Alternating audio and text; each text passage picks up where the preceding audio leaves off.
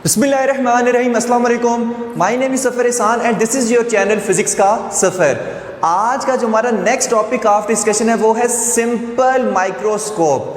लेकिन मेरी रिकमेंडेशन है कि इस लेक्चर की वीडियो देखने से पहले आप इससे जो प्रीवियस वीडियो हमने अपलोड की है उसको लाजमी देखें, क्योंकि उसमें हमने जितने बेसिक कॉन्सेप्ट्स थे वो हमने क्लियर किए हैं कि कन्वेक्स लेंस क्या होता है, ये प्रिंसिपल एक्सिस क्या होता है, ये ऑप्टिकल सेंटर क्या होता है, ये फोकस पॉइंट क्या होता है, ऑब्जेक्ट को कहाँ पर रखेंगे तो कहाँ पर इमेज वगैरह बनेगी, least distance of distinct vision क्या होता है, रिजॉल्विंग पावर क्या होती है। यानी इस तरह के छोटे छोटे बहुत सारे हम कॉन्सेप्ट उस पर डिस्कस करके आ चुके हैं।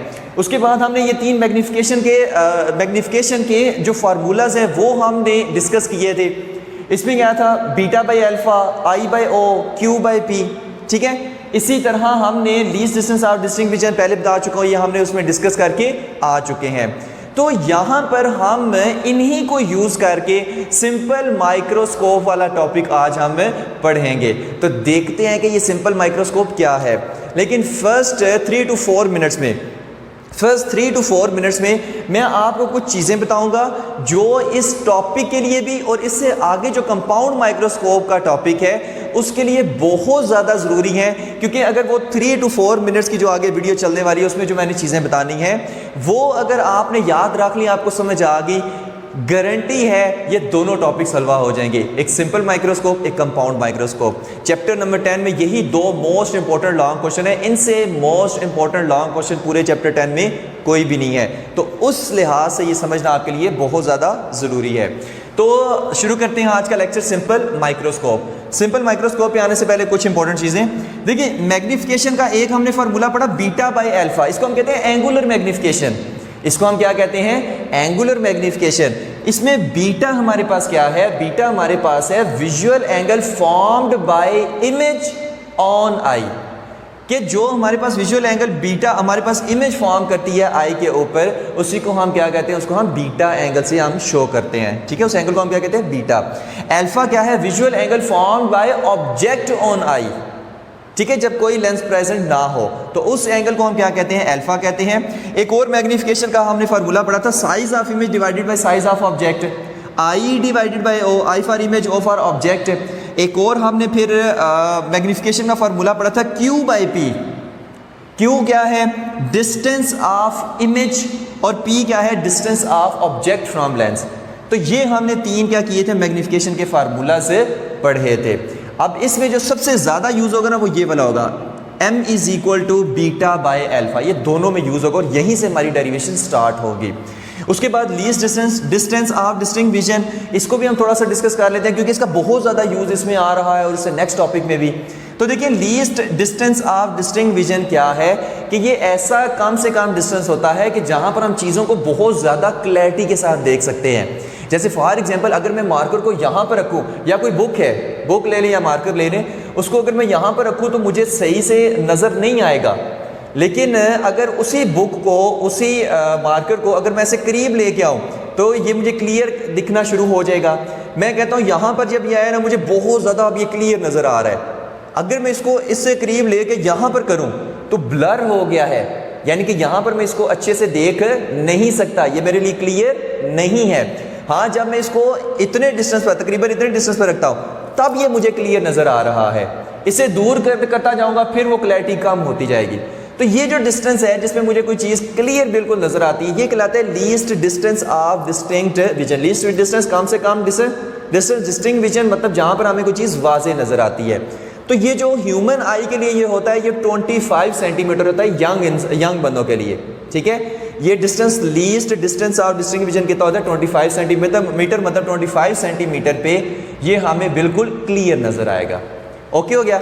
इसको हम d से शो करते हैं और d कितना होता है, 25 सेंटीमीटर। डन हो गया। नेक्स्ट अब हम आते हैं जो हमारे पास है अल्फा एंगल। अल्फा एंगल देखिए, अल्फा एंगल, उसके बाद हम सिंपल माइक्रोस्कोप को डिस्कस करते हैं।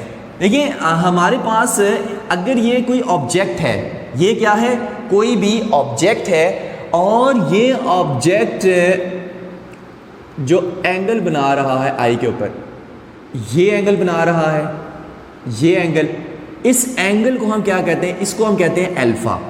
इसको हम क्या कहते हैं, अल्फा। कि जो कोई ऑब्जेक्ट बनाता है विजुअल एंगल आई के ऊपर, उसी को हम क्या कहते हैं, अल्फा। और याद रखना है, बार बार मैं इस बात को आगे भी जाके रिपीट करूंगा कि अल्फा एंगल जो हम लेते हैं इसमें कोई लेंस इन्वॉल्व नहीं होता। मैंने इसके आंख के सामने कोई लेंस वगैरह नहीं रखा। ये विदाउट लेंस जो एंगल होता है, ये होता है ना, ये वो होता है जिसको हम अल्फा कहते हैं। हमेशा इस बात को याद रखें, जहां भी लेंस लगे हुए हो ना, जैसे ये लेंस लगा हुआ है, आपसे कहा जाए यहां पर अल्फा कितना है, भाई वहां पर अल्फा नहीं होता। अल्फा विदाउट लेंस हमारे पास अब ये एंगल बना रहा है ऑब्जेक्ट आई के साथ, इसको हम क्या कहते हैं, अल्फा कहते हैं। ओके हो गया। अब हम आते हैं सिंपल माइक्रोस्कोप पे। सिंपल माइक्रोस्कोप पे देखिए, माइक्रोस्कोप क्या होता है। Micro means small object. छोटे छोटे ऑब्जेक्ट को बड़ा करके देखने के लिए हम माइक्रोस्कोप को यूज करते हैं। छोटे छोटे ऑब्जेक्ट को, जैसे मच्छर हो गया, बहुत छोटू सा है, इसको बड़ा करके अगर हमने देखना है तो हम माइक्रोस्कोप उसमें यूज करेंगे। ठीक है, मतलब माइक्रोस्कोप क्या करती है, चीजों को मैग्नीफाइड कर देती है। क्या करती है, मैग्नीफाइड कर देती है, मतलब उनका साइज बड़ा कर देती है। हमें वो मतलब ये नहीं कि एक्चुअल में बड़ा कर, हमें वो बड़ा नजर आने लग पड़ते हैं वो ऑब्जेक्ट। ठीक है, जब भी हम उसको माइक्रोस्कोप से देखते हैं। सिंपल का क्या मतलब हुआ भाई, सिंपल का ये मतलब हुआ कि सिंपल कन्वेक्स लेंस। जो सिंपल कन्वेक्स लेंस होता है ना, उसी को हम क्या कहते हैं कि ये सिंपल माइक्रोस्कोप है। Simple microscope is nothing but just only a convex lens. यही हमारे पास क्या है, सिंपल। कहीं सर ये सिंपल माइक्रोस्कोप क्या है, भाई कुछ भी नहीं है, एक कन्वेक्स लेंस है। कन्वेक्स लेंस है भाई, यही सिंपल माइक्रोस्कोप है। जैसे ना वो कहीं जासूसों ने भी और डॉक्टरों ने भी वो ना एक मैग्नीफाइंग ग्लास उठाया होता है, जिससे ऐसे किताब के ऊपर वैसे रखते हो तो हमें वर्ड इतने बड़े बड़े नजर आते हैं। भाई इसमें क्या होता है, कन्वेक्स लेंस होता है। कन्वेक्स लेंस भाई यही सिंपल माइक्रोस्कोप है। इसी को हम कहते हैं सिंपल माइक्रोस्कोप। इसी से हम वो बर्ड्स को इतना बड़ा बड़ा करके देख रहे होते हैं। यही हमारे पास क्या है, हम कहते हैं कि यही हमारे पास सिंपल माइक्रोस्कोप है, इसलिए हम इसको सिंपल कहते हैं। भाई सिंपल एक कन्वेक्स लेंस। अब हम इसकी मज़ीद डिटेल में बात करते हैं। देखिए हम क्या करते हैं कि यहाँ पर ये वही मैं आई बनाता हूँ, ठीक है, बाद में इसकी डिटेल पे और जाते हैं। ये वही हमारे पास आई है और अब मैं क्या करता हूँ, अब मैं ऑब्जेक्ट को ना यहाँ पर रखता हूँ। यहाँ पर मैं क्या करता हूँ, यहाँ पर क्या है, मेरे पास ऑब्जेक्ट है। मैं किधर इसको ले आया हूँ, ये लाइन लगाई, इस ऑब्जेक्ट को मैं लेके आया हूं यहां पर, ठीक है। और यहां पर मैंने क्या किया, एक अदद कन्वेक्स लेंस रख दिया। मैंने क्या किया, यहां पर कन्वेक्स लेंस रख दिया। अब जब कन्वेक्स लेंस रखा तो मैंने देखा कि इसकी यहां पर एक बहुत बड़ी सी इमेज बनी। ये इसी ऑब्जेक्ट की यहां पर बहुत बड़ी सी क्या बनी, इमेज बनी। अब ये इमेज यहां पर जो आई के साथ एंगल बना रही है, इसको हम क्या कहेंगे, बीटा कहेंगे। इसको हम क्या कहेंगे, बीटा कहेंगे। मतलब छोटू सा ऑब्जेक्ट था, छोटे से ऑब्जेक्ट के रास्ते मैंने क्या रखा, इसमें लेंस आगे रख दिया। जब लेंस रखा तो यही छोटा सा ऑब्जेक्ट बहुत बड़ा हो गया। हमने कहा कि हमने इसको मैग्नीफाइड कर दिया है। और अब ये क्या है, ये ऑब्जेक्ट नहीं है ये वाला, ये इमेज है। अब ये जो इमेज बना रही है आई के साथ एंगल, उसको हम कहेंगे बीटा। जो ऑब्जेक्ट बनाता है आई के साथ एंगल विदाउट लेंस, उसको हम कहते हैं अल्फा। जो लेंस के साथ इमेज, जब लेंस रखने की वजह से जाहिर है ऑब्जेक्ट की एक इमेज बनेगी, अब वो इमेज जो आई के साथ एंगल बना रही है वही हमारे पास क्या है, बीटा है। इसको हमेशा याद रखना है भाई, यही कन्वेक्स लाइन है, यही हमारे पास सिंपल माइक्रोस्कोप है। इसको और थोड़ा डिटेल से देखते हैं कि हम कहाँ पर हम इसको ऑब्जेक्ट को रखें कि इतनी वो बड़ी हमारे पास इमेज बन जाए। ठीक है, तो देखिए हम क्या करते हैं, हम यहाँ पर एक कन्वेक्स लेंस लेते हैं और कन्वेक्स लेंस लेते हैं। ये उसकी क्या है, ये हमारे पास उसका फोकस पॉइंट है, ये भी उसका क्या है, फोकस पॉइंट है हमारे पास। ये भी उसका फोकस पॉइंट है और ये क्या है, थोड़ा सा इसको यहाँ पर बना दे, ये भी हमारे पास क्या है, फोकस पॉइंट है। और जहाँ पर जब भी हम कन्वेक्स लेंस यूज करते हैं तो ऑब्जेक्ट को हमेशा हम सेंटर ऑफ कर्वेचर, सॉरी जो हमारे पास ऑप्टिकल सेंटर है, सेंटर ऑफ कर्वेचर नहीं, जो हमारे पास ऑप्टिकल सेंटर है ये वाला, और जो फोकस पॉइंट है इनके दरमियान में कहीं पर हम ऑब्जेक्ट को रखते हैं। मान लें ये हमारे पास क्या है, ऑब्जेक्ट है जिसको मैंने बड़ा करना है। तो सिंपल माइक्रोस्कोप में याद रखें कि फोकस पॉइंट और ऑप्टिकल सेंटर के दरमियान में कहीं पर भी हम जो है ऑब्जेक्ट को प्लेस करते हैं, ठीक है, जिसको हमने मैग्नीफाइड करना है। अब मैग्नीफाइड करना है तो यहां से रेज आई, ये रे आई, रे ऑफ लाइट आई। अब रे ऑफ लाइट आई तो हम प्रीवियस लेक्चर में पढ़ के आ चुके हैं कि यहां से क्या होगी, बेंड होगी और बेंड होके फोकस, प्रिंसिपल फोकस में से गुजरती हुई ऐसे आगे चली जाएगी। ओके हो गया। और दूसरी रे क्या करेगी, दूसरी रे क्या करेगी, यहां पर ये रे ऑफ लाइट यहां से टकराई और जो दरमियान में से लेंस के गुजर रही है वो कहीं पर डाइवर्ट होती है, वो ऐसे सीधी जाती है। ओके हो गया। अब मुझे बताएं कि क्या ये कहीं पर मिल रही हैं? भाई नहीं मिल रही, ये इन्फिनिटी पे भी जाकर नहीं मिल रही। यानी कि हम कह रहे हैं, ये देखिए इसमें जो है ना एक और भी इसमें कॉन्सेप्ट आता है कि डिस्टेंस इसमें क्या होता है, ऐसे इंक्रीज होता है। ऐसे क्या होता है इसमें, इंक्रीज, आस्ता आस्ता ना इनके दरमियान डिस्टेंस इंक्रीज, पहले डिस्टेंस इतना, अब डिस्टेंस इतना, ठीक है। तो ये हमारे पास आगे जाकर नहीं मिलती, तो भाई फिर इमेज कहाँ पर बनेगी? हम इनको हम कहते हैं कि डाइवर्ज हो जाएंगी। यानी कि अगर मैं इनको ऐसे बैक ले जाऊं, इसको बैक ले जाऊं, इसको बैक ले जाऊं, तो यहाँ पर हमें ऐसा लगेगा यहाँ पर मिल रही है। और यहाँ पर क्या करेंगी, यहाँ पर इमेज फॉर्म करेंगी। इसको मैं कह देता हूँ आई, और ये ऑब्जेक्ट को जो साइज है इसको मैं कह देता हूँ ओ, ठीक है। ऑब्जेक्ट का साइज कितना है, ओ है, और इमेज का साइज कितना है, आई है, ठीक है। अब यहां पर देखिए कि इमेज है, यहां पर ये क्या है, ऑब्जेक्ट है, और जैसे ही लेंस रखा और फोकस पॉइंट और ऑप्टिकल सेंटर के दरमियान में जो ऑब्जेक्ट रखा तो एक हमें इनलार्ज इमेज बनी। अब ये जो इमेज मिली, अब यहां पर देखिए हमें ना ऐसा लग रहा है कि यहाँ पर शायद कोई सोर्स ऑफ लाइट रखी हुई है जिसकी वजह से ऐसे लाइट रेज आ रही है, हालांकि यहाँ पर कोई सोर्स नहीं है। यहाँ पर ये एक्चुअल में जो रेज हैं ये मिल नहीं रही, ये हमें लग रहा है ऐसा कि यहाँ पर मिल रही हैं। एक्चुअल में लाइट रेज यहाँ पर नहीं मिल रही, हमें ऐसा लग रहा है कि यहाँ पर ऐसे मिल रही हैं। तो यहाँ तो देखिए लाइट रेज यहाँ पर एक्चुअल में नहीं मिल रही, तो ये जो इमेज बनेगी ना, ये कौन सी बनेगी, इसको हम कहेंगे कि ये वर्चुअल इमेज है। ये कौन सी इमेज है, ये वर्चुअल इमेज है। एक्चुअल आप ये शायद समझिए कि ख्यालाती इमेज है, ठीक है, जो ब्रेन हमें वो दिखाता है। और उसके बाद वर्चुअल इमेज है और इरेक्ट है, ठीक है, बिल्कुल हमारे पास सीधी सी है, इरेक्ट है हमारे पास, और इनलार्ज्ड है, इनलार्ज्ड इमेज आई है, ठीक है। वर्चुअल इमेज बनी, इरेक्ट इमेज बनी और इनलार्ज बनी, ठीक है। मतलब सिंपल माइक्रोस्कोप में जहां पर ऑब्जेक्ट होता है उसी साइड पर इमेज बनती है, उसी साइड पर क्या बनती है, इमेज बनती है।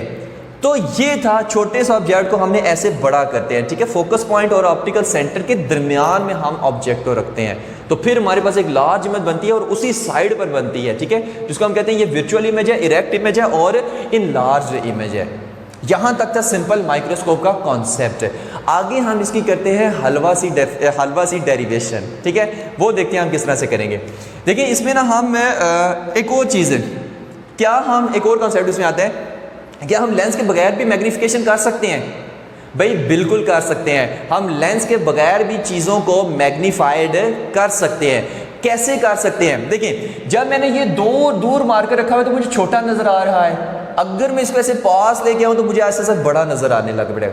मतलब बहुत ज़्यादा दूर चीज़ हो तो हमें छोटी सी नजर आएगी, अब जब वही चीज़ पास आने लग पड़े तो आस्ता आस्ता वो हमें बड़ी नजर आएगी।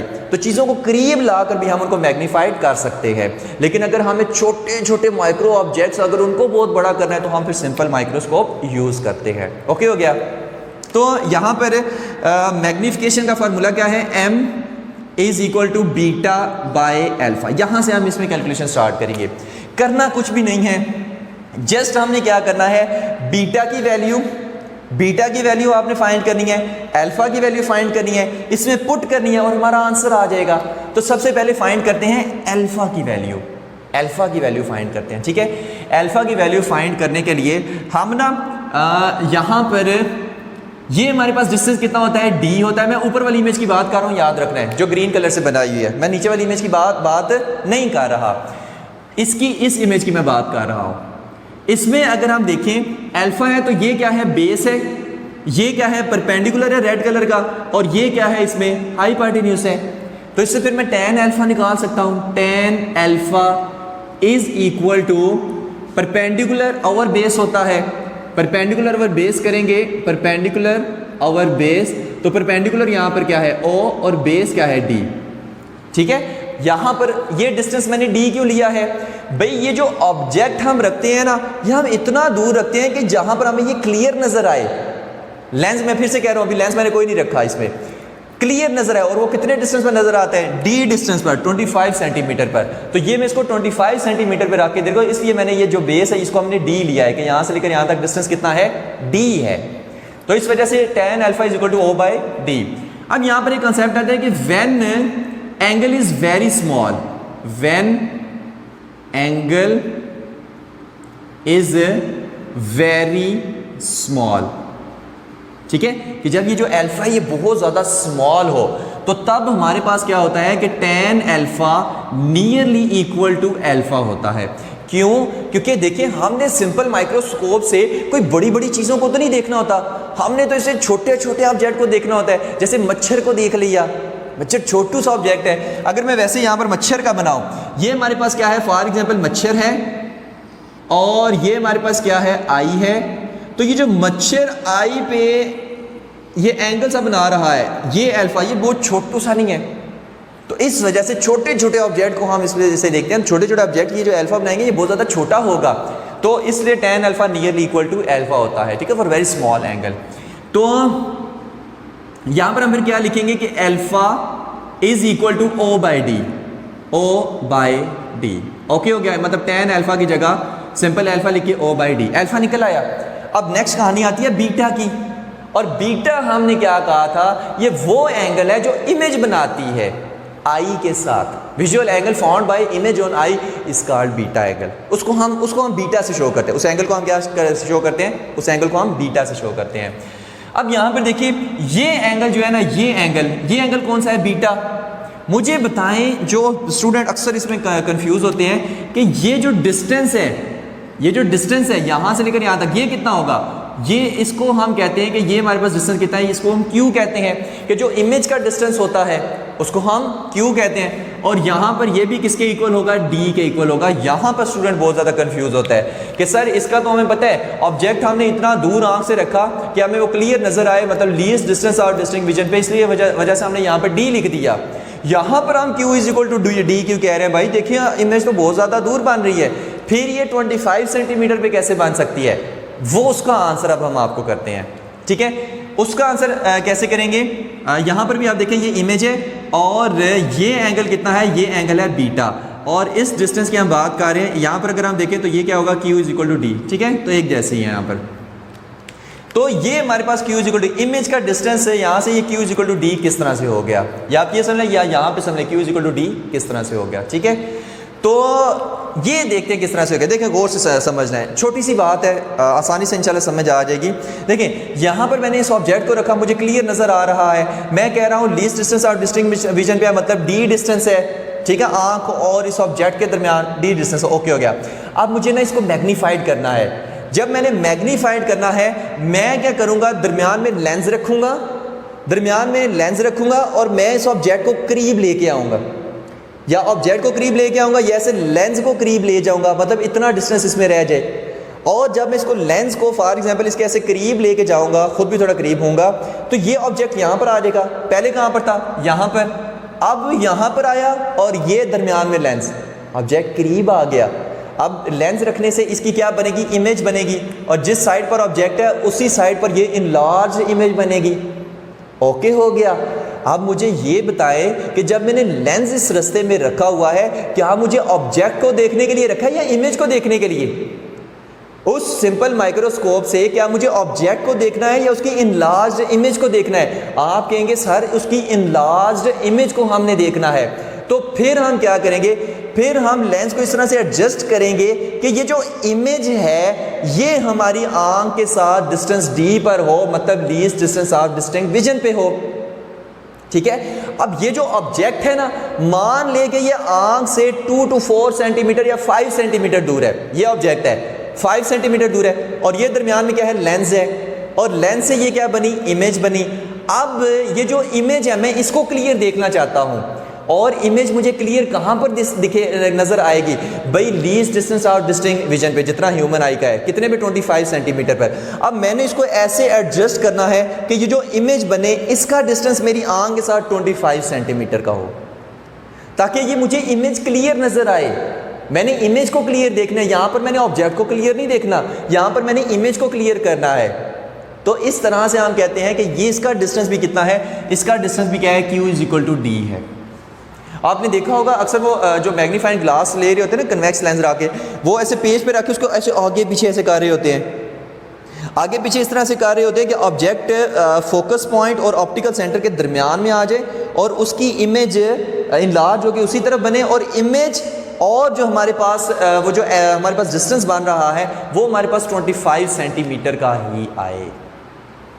आखिरी दफ़ा इसको रिपीट कर रहे हैं, यहाँ पर कितना डिस्टेंस है, D 25 सेंटीमीटर बाई इनलार्ज नहीं, अभी मैंने लेंस नहीं रखा, अब मैंने इसको लेंस रखा, इसको मैं ऐसे करीब लेके आया, यहाँ पर लेंस रखा हुआ है, ठीक है, और इसकी ये क्या बनी, इमेज बनी, यहाँ पर इमेज बनी, और मैं इसको इतना ऐसे करीब लेके आऊँगा कि जो हमारे पास अब इमेज बने ना, अब उसका डिस्टेंस जो आई के साथ है वो हमारे पास 25 सेंटीमीटर हो, ताकि मुझे ये इमेज क्लियर नज़र आए। अब ऑब्जेक्ट को क्लियर देखने से रहे, इमेज क्लियर नज़र आए, वो भी कितना होगा, 25 होगा, लेकिन अब ऑब्जेक्ट करीब आ गया, ठीक है।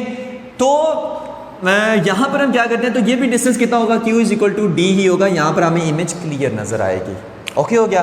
तो अब हम देखते हैं कि बीटा कितना निकलेगा। बीटा अगर मैं यहीं से निकाल लूँ, ठीक है, यहीं से निकाल लूँ तो tan बीटा = ये हमारे पास क्या है, बेस है, जिसको मैं Q कह देता हूँ, डिवाइडेड बाय tan बीटा क्या होता है, परपेंडिकुलर ओवर बेस, तो परपेंडिकुलर क्या है, I डिवाइडेड बाय Q, क्योंकि परपेंडिकुलर ओवर बेस, जिसको मैं लिख सकता हूँ I डिवाइडेड बाय D। और for very small angle tan beta nearly approaches to beta, और यहाँ पर हमारे पास क्या आ जाएगा, beta = I divided by D, ये हमारे पास आ जाएगा बीटा का रिलेशन, ये अल्फा का, ये बीटा का। ओके हो गया। यहाँ से भी अगर हम इसमें निकालें ना, तो tan beta = I divided by D, I divided by D, ये बीटा निकल आएगा, तो beta = I divided by D आ जाएगा। ओके हो गया। तो यहाँ पर आपने ना जस्ट अब इसकी वैल्यूज पुट करनी है। मैग्निफिकेशन के M = बीटा यहाँ पर कितना है, I by D divided by alpha कितना है, O by D = I by O आ जाएगा। तो मैग्निफिकेशन कितनी आई, M = I by O, magnification कितनी आई यहाँ पर, M = I बाय O आई। यहाँ पर हम लिखेंगे M = I divided by O, ये हमारे पास आ गई मैग्निफिकेशन। अब यहाँ पर एक और चीज़ देखनी है, देखिए जो आंसर बीटा बाई अल्फा से आएगा वही I बाई O से आएगा, वही Q बाई P से आएगा। अब मैग्निफिकेशन है size of image divided by size of object, क्या मैं इसको लिख सकता हूँ कि distance of image divided by distance of object, ठीक है, फ्रॉम लेंस, ये भी हमारे पास मैग्निफिकेशन ही होती है। यानी कि मैं I बाय O की जगह क्या लिख दूंगा, Q बाय P लिख दूंगा, Q बाय P लिख दूंगा, लीनियर मैग्निफिकेशन। तो I बाई P की जगह मैं Q बाय P लिख सकता हूँ, मतलब size of image divided by size of object is equal to होता है distance of image divided by distance of object, Q by P, ठीक है। यहाँ पर अगर मैं देखूँ तो ये हमारे पास क्या है, इसमें ये हमारे पास P है और ये हमारे पास क्या है, Q है। तो Q बाय P जो हमारे पास होगा वो भी हमें मैग्निफिकेशन देगा, ठीक है। तो यहाँ पर फार्मूला बना, वो क्या बना, M = Q by P, where Q = क्या है, Q तो यहाँ पर D के इक्वल है, Q = D है। तो यहाँ पर हम लिखेंगे D बाय P, यानी कि मैग्निफिकेशन कितनी आ गई, D बाय P। ओके हो गया। लेकिन यहाँ पर कहानी ख़त्म नहीं हुई, यहाँ पर हम लेंस कौन सा यूज़ कर रहे हैं, यहाँ पर हम कन्वेक्स लेंस यूज़ कर रहे हैं। और कन्वेक्स लेंस का जो फार्मूला होता है वो कौन सा होता है, 1/f = 1/p + 1/q, यही फार्मूला होता है ना, 9-10 में आप पढ़ के आ चुके हैं। 1/f क्या है, फोकल लेंथ है, p क्या है, डिस्टेंस ऑफ ऑब्जेक्ट है, और q क्या है, डिस्टेंस ऑफ इमेज है। ओके, तो यहाँ पर एक और चीज़ याद रखें कि जब भी हमारे पास जो इमेज है, ठीक है, वो अगर हमारे पास वर्चुअल बन रही है, वो हमारे पास वर्चुअल बन रही है, तो जो हमारे पास Q होगा उसको हम नेगेटिव में लेंगे, याद रखना है, उसको हम नेगेटिव में लेंगे। अब यहाँ पर कौन सी वर्चुअल इमेज बन रही है, जिस साइड पर ऑब्जेक्ट है उसी साइड पर इमेज बन रही है, तो इसमें हम ये जो Q है ना, इसको हम -Q लेंगे, इसको हम +Q नहीं लेंगे। +Q तब लेंगे जब रियल एंड इन्वर्टेड इमेज बने, लेकिन वर्चुअल इमेज बने तो Q हम माइनस में लेंगे, ठीक है। तो यहाँ पर जब हम Q माइनस में लेंगे तो प्लस की जगह क्या आ जाएगा, यहाँ पर माइनस आ जाएगा। ओके हो गया, ये चीज़ याद रखनी है। अब आपने क्या करना है, दोनों साइड्स को D से मल्टीप्लाई कर देना है, तो D/f, ठीक है, जैसे कि इक्वेशन बनाने के लिए D/P माइनस D/Q, ठीक है, दोनों साइड को D से मल्टीप्लाई कर दिया, कोई फर्क पड़ता है, नहीं पड़ता, ठीक है, तो दोनों साइड्स को D से मल्टीप्लाई कर दिया। अच्छा, जब D/f, तो यहाँ पर क्या है, D/f is equal to D/P minus D/Q है, तो Q इज इक्वल टू क्या है, Q is equal to D है, तो यहाँ पर भी हम D लिख देंगे, तो D से गया, तो D/f is equal to D/P -1 आ जाएगा। अब 1 को उठाकर इधर ले तो क्या बनेगा, 1 + D/f is equal to D/P। अब मुझे बताएं कि ये D/P क्या है, भाई ये तो m है, ये तो मैग्निफिकेशन है, तो मैं फिर लिख सकता हूं m is equal to 1 + D/f। ये हमारे पास क्या है, सिंपल माइक्रोस्कोप की मैग्निफिकेशन का फार्मूला है 1 + D/f। अब ये फार्मूला हमें क्या बता रहा है कि जितनी फोकल लेंथ कम होगी उतनी मैग्निफिकेशन ज़्यादा होगी, जितनी फोकल लेंथ कम होगी उतनी मैग्निफिकेशन ज़्यादा होगी, ये हमें ये बता रहा है। और फोकल लेंथ कम कब होती है, जब हम लेंस की जो थिकनेस है ना वो ज़्यादा ले लें, मतलब मोटा लेंस को कर दें। जब लेंस की थिकनेस को हम ज़्यादा लेंगे तो फोकल लेंथ कम बनेगी, तो फिर जब इमेज बनेगी ना वो और ज़्यादा इनलार्ज बनेगी।